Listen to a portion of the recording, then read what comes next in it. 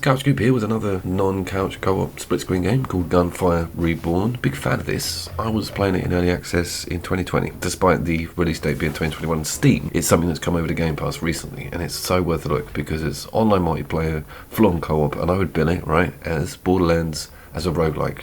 Crazy different characters and umpteen types of different weaponry. More than you can shake a stick at. It's been massively reworked since I last looked at it, and I always get screwed with these early access roguelikes. They're nightmare difficult at the start. I've got one at the moment that's got guns in it, and I can't even get to the guns. I'm walking around with a stick on this spaceship. The game has made two of my larger lists on the roguelike level and for that year for 2020, so it's totally worth looking at. Why is it totally worth looking at, Coop? Well, it's got a reroll system from heaven on the weapon variety. First of all, that is the first thing, is that you will never ever get huge duplication on any weapon type. And there's kind of classes like submachine guns and big heavy rocket launchers. There's even sniper style weapons, so you're constantly switching out. You've only got the Halo style 2 slots. So big decisions have to be made early doors. The second sort of build, almost randomized element is your class type. And you only have like 2 dudes to start from, even 1 at the beginning. And basically what that means is your special, your R buttons, they start getting tweaked when you start opening more chests and looking at the different linear routes that you could take that special down. There's loads of them, including elements, area effects, and just general badass. Children of Mortar has sort of got the same thing, where you develop one particular special and almost mutate it into something else. So that runs alongside whatever loadout you've got with your guns. So then we've got layout as opposed to loadout. And the map has got a brilliant tiling system that has the random loot caves put in and around, and always sometimes puts in crazy wave modes, mixes up the enemy types perfectly.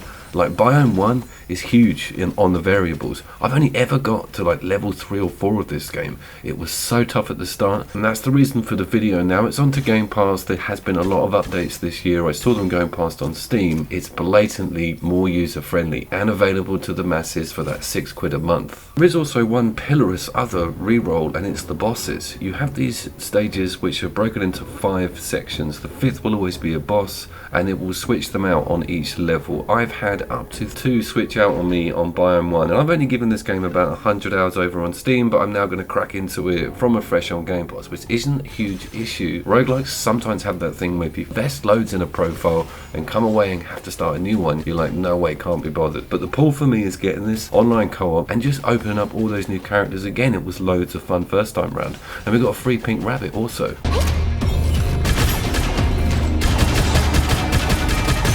One other great thing is it's got a dodge on B or circle, which is almost identical to Cyberpunk's setup, and I love the idea of a side shift in a shooter. It works really well. You've also got it in the Outer Worlds. It just gives you space, fits very well into how quick everything is going on, allows you to circumnavigate enemies quickly. Sometimes there are shields or only one way in. With bullets you've got to get round the back and inject huge damage. It's so cool with implementing that sort of snappy control mechanism.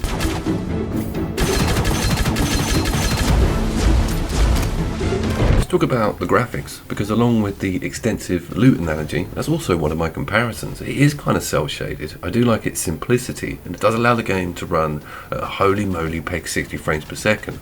Number in the top right barely dips, running it at 1080 and on full settings. This is going to look great on the Xbox One and S, and also we never are going to get it on the Sony side. It's kind of under Microsoft's wing. Huge apologies on that one.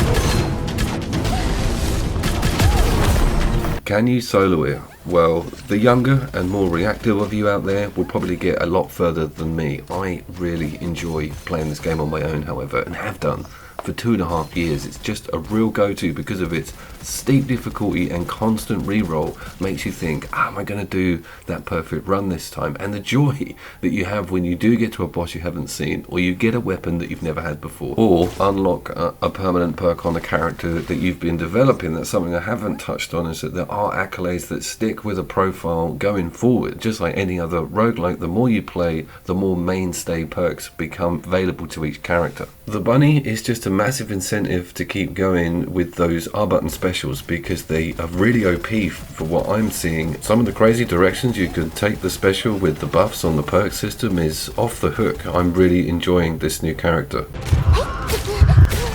Also, back to the Game Pass point, this is now available to anyone I know who's got subscription to the service, which means I don't have to persuade them to buy it on Steam. If you had a Sony machine, then that was the only reason you couldn't get to this game. But Game Pass is hopefully changing some of that, and I do want in the comments to hear about how many of you have got both Sony and Game Pass, or own a PlayStation 4 and are involved on Game Pass in some level, because this one is so good and it's going to be a crying shame if we never see it on a PlayStation 4 or 5. My god, I should always check these things. It is coming on the Sony side. We are going to see a Switch version as well. Hallelujah. Just a damn shame we haven't got any split screen. You never know. Nobody saves the world.